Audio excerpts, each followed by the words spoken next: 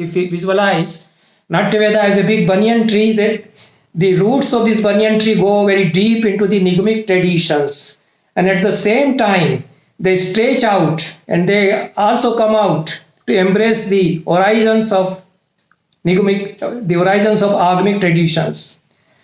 So if there are slides which I had sent, if you can open them. If you go to the first one, I have written the first Karika there, the first verse of Nāṭyaśāstraa. So if you read it, Pranamya Shirsa Devo Pitamaha Maheshwarau Nāṭyaśāstram Pravakshami Brahmana Yadudharatam. It's a very simple language Bharat Muni speaks here. It's a text that was spoken to some of the sages. So it's a Prokta Grantha. So Bharat Muni is speaking. He is not writing with a fountain pen, or he is not creating a manuscript. It is a discussion. So Bharat Muni speaks that I will speak Nāṭyaśāstraa. I bow my head in supplication to two gods first, Pitamaha, the creator of the world, and Maheshwara. Pranamya Shirsa Devo Pitamaha Maheshwara. This is the first line. And Maheshwara is the Shiva, the supreme god. So you can see that he uses the word Maheshwara for Shiva, and then he says that first I bow my head in supplication to Pitamaha and then to Maheshwara. So Pitamaha or Brahma represents the Vedic tradition because he is the creator of Vedas, and Maheshwara is along with in the Dvandva Samasa, Maheshwara is also there. And then he said that after bowing my head to both these deities, both these gods, I will proceed to proclaim Nāṭyaśāstraa, which was propounded by Brahma. So Brahma gave the eternal knowledge of Natya Veda, and Bharat Muni got it from Brahma, and then he created a text, that is Nāṭyaśāstraa. So both these are the authorities for Nāṭyaśāstraa, Pitama and Maheshwara. Maheshwara is also Nataraj. So all the arts, all the traditions of Natya, they come from him. The tradition of grammar also comes from him. All the discussions on language that are originated from the tradition of Maheshwara, and the whole tradition of Shaivagamas also. And on the other hand, we have the god which represents the Niganic tradition, that is Brahma. So Bhattanayaka is a great commentator on Nāṭyaśāstraa. Unfortunately, his text, his commentary on Nāṭyaśāstraa is not available, but Abhinavagupta cites his whole paragraph, and Abhinavagupta agrees with Bharat Muni, with Bhattanayaka, and Bhattanayaka says that Bharat Muni, since he's saying that this Natya Veda was first created by Brahma and handed over to the Prajapatis or the other sages, Bharat Muni also, by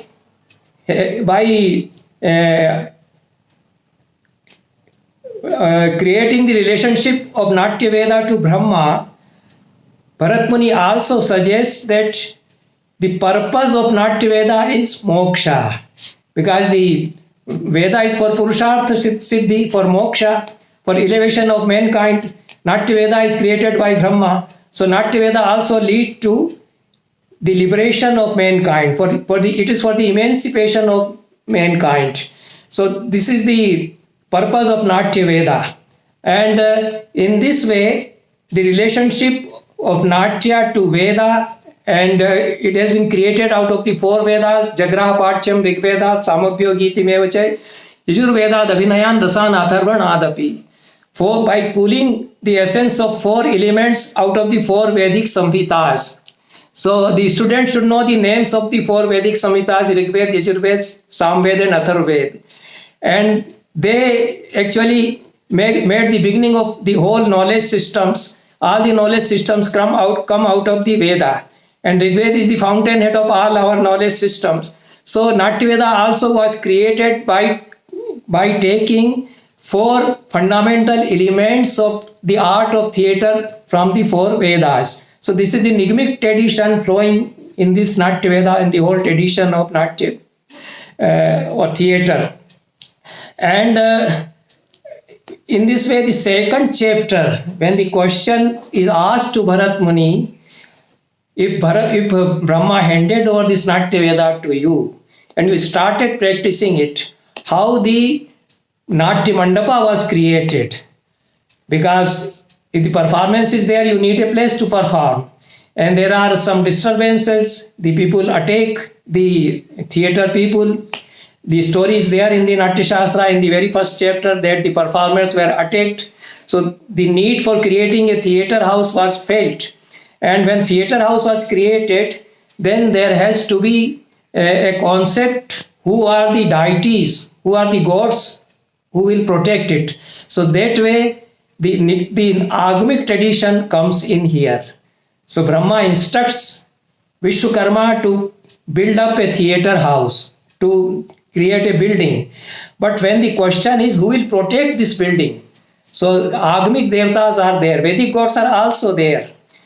So there is a whole list of the deities or gods who will protect this theatre building. So our concept of arts and aesthetics and the aesthetic experience differs from the West in a way that man is not isolated here. There is the whole cosmos is there, the whole environment is there, the gods are there, the deities are there. When we perform, we do not perform alone. We do not perform for ourselves. We perform for the whole creation. The whole creation is there, the gods are there, and the gods are supposed to protect. So when the theatre building is built up by Vishwakarma, Brahma instructed the gods to protect that theatre building. So there is a list of gods and the places assigned to them who will protect which place. Rakshane Mandapasyasya Vinayuktastu Chandrama. The moon will protect the whole Mandapa, Natya Mandapa, and the directions were protected by the Maruts. And Mitra, who is a Vedic god, he will protect the Nepatya Bhumi, the area behind the curtain, and Varuna will protect the space. So all the gods are there. Vedika Rakshane Varnir Bhande Sarvad Yogas. There is a Vedic. There is a Vedi also. So the whole concept of Yajna Vedi is brought into the arena of Natya Mandapa. If there is a Vedi, Yajna Vedi in the performance of Vedic Yajnas, the Vedi is also here. And the gods are involved there, the gods are involved here also. The gods are supposed to be there to protect the Yajna Mandapa, the gods are supposed to protect the Natya Mandapa. So Aditya, Rudra, they are also there in the columns of the Natya Mandapa. And the other gods are also there. They may be coming from the Āgamic tradition. There are Yakshas and Nagas and Yama and Niyati and Mrityu, all these. And of course Indra is there. Indra is the god who patronizes the art of theatre, and it is in the worship of Indra that the first performance was made by Bharat Muni, was presented by Bharat Muni. So all these gods are there to protect the theatre building. And there is a jarjar or a bamboo staff which represents Indra's scepter, you can say Vajra of Indra, and that is also enshrined there on the stage. And there are 5 parvas in that jarjara. The joints of that, if it's a bamboo staff, and the description is very elaborately made by Bharat Muni, how to select the proper bamboo for it. And there should be 5 parvas or 5 joints in that bamboo. Each parva is recited by one god. And Shirap Parva Sthito Brahma. Brahma is there. He is enshrined on the top of the parva, on the very first parva. Dvitiye Shankarastatha. And on the second parva, Shankar is there. So in the very first benedictory stanza, these 2 gods are invoked and supplication, pranamas are offered to them. Pranamya Shirsa Devu Pitama Maheshwarau. In the same way, that jarjara, that bamboo staff which is placed on the stage, On the top Parvan of it, Brahma is there. On the second Parvan, Shankara is there. Then Vishnu also comes. Tritiyecha sthito Vishnu chaturthe skanda evacha. So, and Panchamecha Mahanaga, Shesh Vasuki Takshaka. All these Nagas are also there. So, they are not Vedic gods. So, they are coming from the other traditions. So, many traditions, there is a confluence of many traditions in the whole Dev Mandal of Nāṭyaśāstraa. And some of the gods are coming from the Puranic traditions, some of the gods are coming from the Agamic traditions. And Vedic gods, of course, are there. Indra is there. Vishnu is a Vedic god, but the descriptions of Vishnu as they occur in the Nāṭyaśāstraa, they correlate with the Puranas and the Agamas as well. Because the concept of Leela of Vishnu and his killing of Madhu and Kaitava, which is in the 20th chapter, which describes the origination of Vrittis. So how the Vrittis originated. There are 4 Vrittis in theatre, in the art of theatre. Bharati, the mode for speech, and Kaishiki, a very graceful, delicate mode of performance. Arvati, forceful and vigorous mode of performance. And Satvati, concentration within. So Bharati belongs to the speech-oriented performance. So these are the 4 modes of performances. And Vishnu, when he performed the Leela of killing Madhu and Ketava, these 4 Vrittis originated. In that way, Vishnu is also very much there. And the concept of Leela, because Brahma asked Vishnu, why are you delaying? So Vishnu said that I am enjoying the abuses they are hurling on me. These are the dialogues between Brahma and Vishnu in the 20th chapter of Nāṭyaśāstraa. So this is whole Leela. Vishnu is smiling and the Madhu and Ketava, they are abusing him. Finally, when Brahma said that kill them, so he proceeds very gracefully first. Keshiki Vrittis originated. When they address him abuses and Vishnu smiles, that Bharati Vritti originates. And then they have a war, they duel, and Vishnu finally kills them. So this Arvati Vritti originates then. So the whole episode of the origination of Vrittis, the way it has been conceptualized, the Vritti Samutthana, it is the concept of Vishnu who performs Leela, and the art of theatre comes out of that as well. So Natya Veda as given by Brahma, it represents the Vedic tradition. But when Vishnu comes in, the whole concept of Leela is also there. And the Agamic tradition makes its inroad in the whole discussion of Nāṭyaśāstraa. So in this way, right from the very beginning, these 2 traditions are going on together. Then when we come to the 3rd chapter of Nāṭyaśāstraa, which is very important, because if you are, I don't know whether there are students of Sanskrit literature or Nāṭyaśāstraa or drama. So the basic difference between the Western approach to the art of theatre, and our approach to the art of theatre is that the whole concept of ritual is there, and the whole performance becomes a ritual, and ritual becomes theatrical.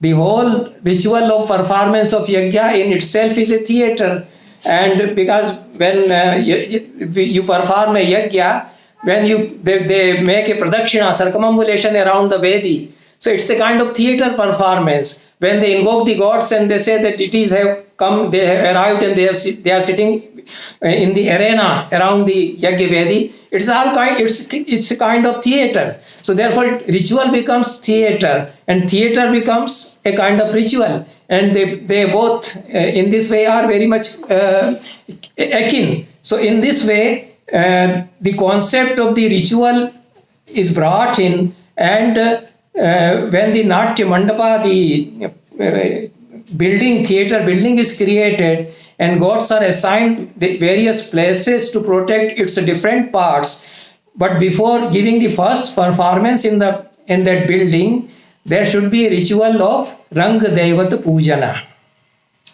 That is worshipping the deities or gods who have taken their places. We have assigned various places to protect, and other deities also. There are so many other deities. So there is a list of about 50 such gods who are invoked, and they are worshipped in this ritual. So when the building is to be consecrated, Vastu Pratishtha is to be done. This ritual of Rang Devat Pujana should be performed, and it is also termed as Rang Puja, and it is also termed as Ijja, it is also termed as Yagya. Yagyena Sammitam Yetad Rang Devat Pujanam. This Rang Devat Pujana, the worship of the deities who have taken their places on the different parts of the theatre building, it is at par with Yagya. It is synonymous to Yagya. It is Yagya itself, Bharat Muni says. So before we proceed to study this portion, I will bring the remarks of Brahma in the chapter. If the slides are there, you can open the 5th slide. Yagyena sammitam yetad rang devat pujanam tasmat sarva prayatnena kartavyam natya yogtrivi. And he says that this is a yagya in itself, and then it's a puja also. So it is a yagya and it's a puja. There is no difference between yagya and puja. Both the words are used here in the first chapter. Nartakorth patirvapi iha pujam na karishyati na karishyatyanirva prapnotyapachayam tusa. So this Rang Devat Pujan, which is a yagya in itself and it is a puja also, it has to be done, always done when the theatre building has been completed, and if it is not done, then it will bring vigna. It will have bad ominous results. So the description of the Rang Devat Pujana, which is there in the 3rd chapter of Nāṭyaśāstraa, the very first stanza says in the 3rd chapter that before the performance of Rang Devat Pujana, the cows should be there in the compound around the theatre building. Sarva Lakshana Sampanne Krite Natya Grahe Shubhe Gao Vaseyu Saptaham. For 1 week the cows should be there, and the Brahmin should be performing their chanting. Sahajapya Parai Dvijayi. So after the construction of Natya Mandapa or theatre building, it was left to be recited by cows and Brahmins for a week, and then the ceremony of the installation of gods was performed by the Nāṭyaśāstraa. So Nāṭyaśāstraa here becomes a Purohit or Advaryu for this ceremony of Rang Devat Pujana or Yagya, and before proceeding he was required to purify his body by sprinkling holy water. So all these rituals are there, and he was supposed to fast for 3 days. For 3 days he has to remain without food. This is in the 2nd and 3rd verses, Karikas of Nāṭyaśāstraa. There it is said that Tatodi Vasayed Veshma Rangapitham Tathaivacha. Adivasan ceremony should be done by the Nāṭyaśāstraa after that. Adivasan is invocation of the gods and making them reside in their respective places. So the Vigraha Pratima is not there. Like the performance of Yagya, the gods are involved and they are supposed to have arrived, and they are there around where the Rang Devat Pujana is being performed. And after that, the performance actually starts, and the ritual is performed in the following order. First, the preparation of the mandala and installation of gods on it. Āgamic, the 16 hasta is the measurement of that mandala. That mandala is elaborately described in Nāṭyaśāstraa. And when I teach Nāṭyaśāstraa, I ask the students to prepare a graphic representation of that mandala, because so many gods are to be made. They are there in the different corners and different parts of that mandala. That is called Brahma Mandala. And Brahma resides in the center of it. Brahma is there. So that mandala is prepared 8 by 8 is the measurement, and in all the directions different gods are made to be seated there. So this is the first item in the Ranga Devata Pujana. Then the worship of the gods enshrined on the mandala with a specific bali. The term bali is used there. So bali is not like slaughter of any animal. It is offering some naivedya, flowers and other items to the deities, to the gods. And those items are prescribed. For each god there have to be different set of naivedya or bali. And each of them is invoked with a different verse. So we invoke this god, and we offer this tandula and this laja and this other items to him. And all this is performed like a puja, and the items are of course there. And the Brahma Mandala, the gods are there. The gods are supposed to have been there, to be there. So this is the Ranga Devata Pujana done in the Brahma Mandala. Then after that, Jarjar Pujan is there. That bamboo staff which represents Indra, he is also worshipped. And then the home ceremony is there.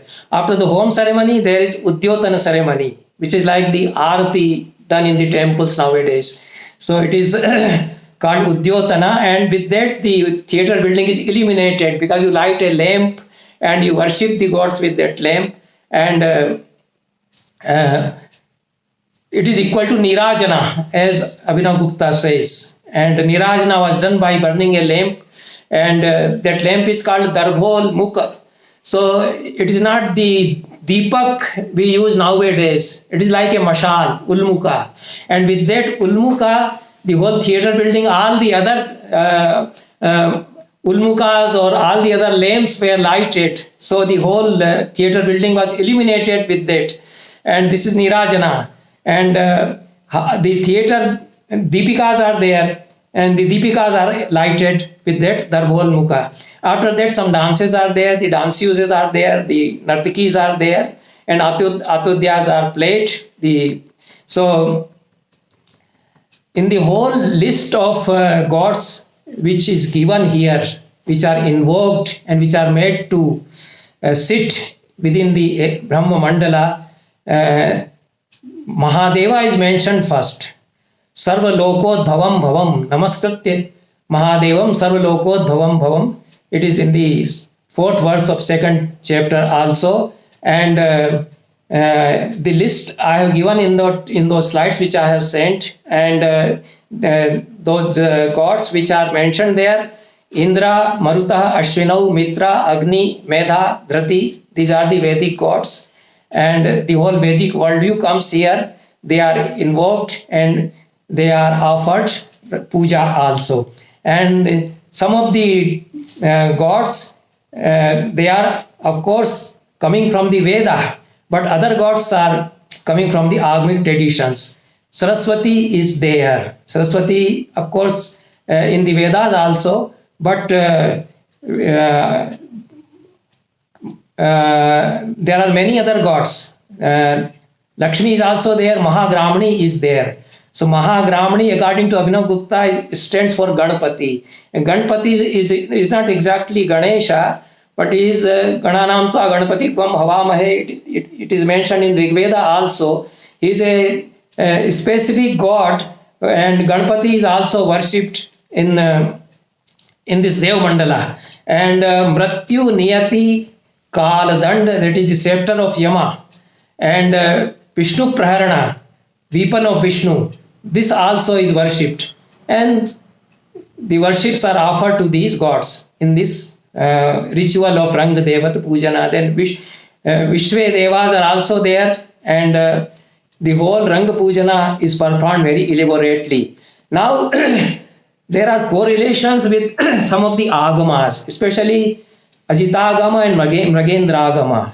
If you go through the ritual of Vastu Shanti and the consecration of temple as described in the Ajitagama and Mragendragama, there are similarities, and even in the construction technology also, that Vastu part also, that is described in the Agamas, and the description of the architecture of theatre building, which Bharat Muni takes up in the 2nd chapter, the whole description tallies with the description of the Agamas, because the theatre building has three sizes. Bharat Muni says in the second chapter, Uttama, Madhyama and Kaniyas, Jeshth, Madhya and Avara. These are the three sizes, and they have three types of shapes also: Chaturashra, Vikrashta and Tyashra, rectangular and triangular and Sama Chatushkona. So three shapes and three sizes.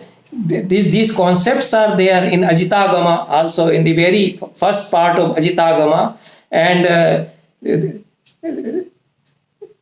the description of the Vastu parts and Vastu Shanti as well, that tallies with the descriptions as given in the Ajitagama and Mrigendragama. And the selection of the site, how to select the site for the theatre building, and it should be leveled equally and it should be tilled by a plow. Bharat Muni says these concepts are there in Ajitagama also. Ajitagama also prescribed the sowing of the seeds of Tila, Brihi and Mudga to confirm the fertility of the land. Nāṭyaśāstraa is silent about it, of course, but the how to select the site and how to give the measurement, how to measure the land, these are the concepts. And there are dissimilarities, of course, some similarities are also there, but they are superficial. And Agama tradition and Nāṭyaśāstraa, they are very much coming close together, and some regional practices might have been incorporated here. So, puja system that comes from the Agama, that is borrowed here, and Agama literature and Nāṭyaśāstraa both prescribe puja after Bhumi Pariksha.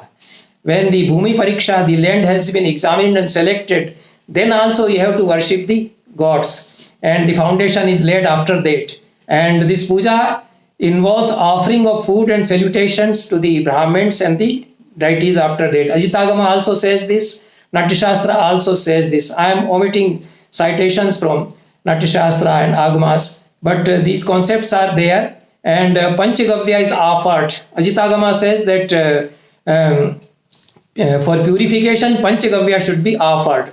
Nāṭyaśāstraa doesn't mention Panchagavya, but appeasement of the deities is there in the same way. It is clear from the whole list of the deities which are mentioned here in the Agama tradition and in the Nāṭyaśāstraa in the context of Rangadevata Pujana, that there are common grounds between the whole Nāṭyaśāstraa tradition and the Agamic tradition, and the consecration of a newly built theatre building and the consecration of a temple. They are done on the same lines, and so there is no dichotomy, and these compartmentalizations are not there. That this Vedic tradition was in a different way, and this Agamic tradition is different from it, and the Nāṭyaśāstraa, whether it borrows from the whether it is Vedic tradition or whether it is Agamic tradition. The Western scholars have been viewing Nāṭyaśāstraa and the traditions which percolate in Nāṭyaśāstraa from this compartmentalized view. But I don't find these compartmentalization and these dichotomies here, because both there is a kind of confluence, and the Nāṭyaśāstraa is created at a time, at a juncture when these traditions are meeting together, and Agamas and Nigamas, they are also coming close together. So, and the consecration rites are to be performed by the Acharya, clad in white garments, that is prescribed there. And Mrigendragama also says that Ahatambar should be there.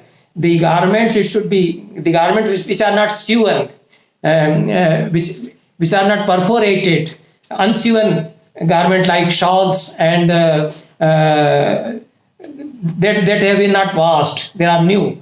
So Mrigendragama also says, and Nāṭyaśāstraa also says, that the Nāṭyaśāstraa wears such garments for performing the ritual of Rangadevata Pujana, and the Acharya chants the mantras to make Shiva enshrined within himself. This is also said in Nāṭyaśāstraa and in Ajitagama also. The gods are invoked and three enshrined in the mandala. Brahma is enshrined in the center. Ajitagama also prescribed a mandala, and Brahma should be there in the center. So Agama also says the same thing. So and there is a ceremony of kumbha, full of water. A pitcher or ghata is placed there, on the occasion of Rang Puja, and it is full of water. In the middle of mandala, that pitcher should be placed. Ajitagama mentioned that in the middle, in the center of that mandala, a pitcher full of water, a ghata full of water should be placed there. And this Kumbh Pujan is also to be done. That Kumbha is also worshipped. And the articles which are to be offered to each deity, respectively, different items are prescribed to be offered for the puja. They are gandha or incense, flowers, dhup, deepa, which is commonly used, and white masha, urad masha, and godhuma, masura, shamak, and nipava, a kind of cereal. And Ajitagama also prescribed the same set of things to be offered in puja of the deities. So these Shaivagamas like Mrgendragama also and Ajitagama also, they describe the puja of the deities, and Rangadevat Pujana is described in the same way in the 3rd chapter by Bharat Muni. And Homa is to be done after Ranga Puja. And Hom Vidhi has been prescribed by Bharat Muni in the detail. And after that, consecration of the theatre is done. And Nāṭyaśāstraa takes a kind of diksha for performing this Rangadevat Pujana. And Yava, Laja, Akshat, Shali, Tandula, and Nagapushpa, Vitusha, Priyangu, all these flowers, they are mentioned when this pujan is offered. And such items are also described in the Agamas. And Homa is a part of necessary part of the ceremony of Rangadevat Pujana and worship of the deities as prescribed in the Agamas also. So there are similarities between the performance of puja in the temple as described in the Agamas and as described in the Nāṭyaśāstraa, the ritual of puja as described by the Nāṭyaśāstraa. F.B.J. Kuiper is a great scholar of Veda, and he finds a ritualized consciousness of Vedic yajna embedded in the ritual of Ranga Devata Pujana. And there is another scholar, Aina Ridova, who has worked on the Nāṭyaśāstraa, and she refutes any connection or correspondence between the two. So these are the two great scholars from West, you see. Of course, Lidova is from Russia and F.B.J. Kuiper is from Highland. So these are the two polarities in the interpretation of Nāṭyaśāstraa. F.B.J. Kuiper insists that it is all Vedic worldview and Vedic ritualized consciousness which is there in the whole Rangadevat Pujana. And Lidova says that it is the Āgamic puja tradition. But I don't find that there is any contradiction, and both these traditions are meeting together in the Nāṭyaśāstraa.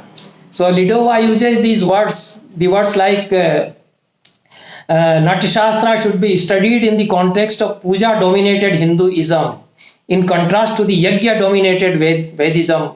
It is in her book and in her papers also.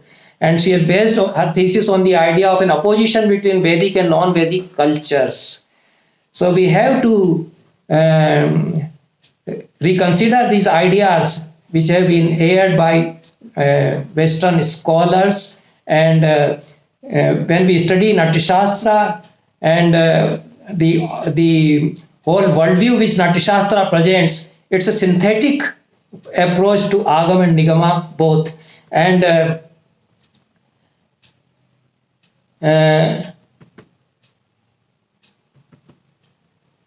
one more ritual which is very important, the worship of Jarjar and worship of Dhwaja in Agamas.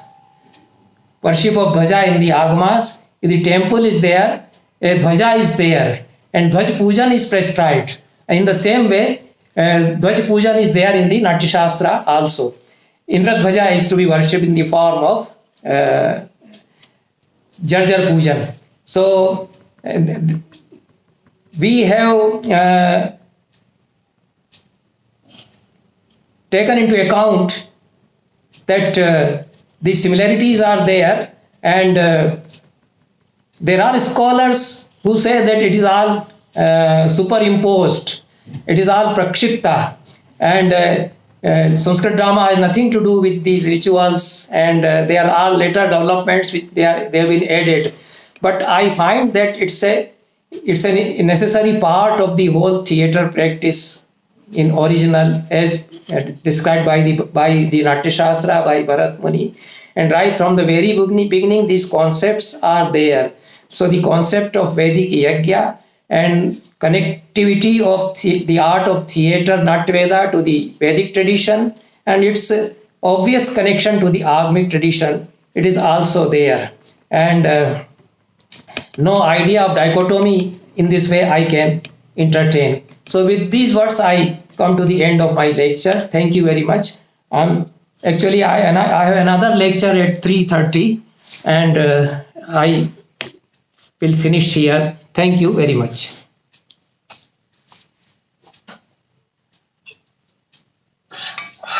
So erudite and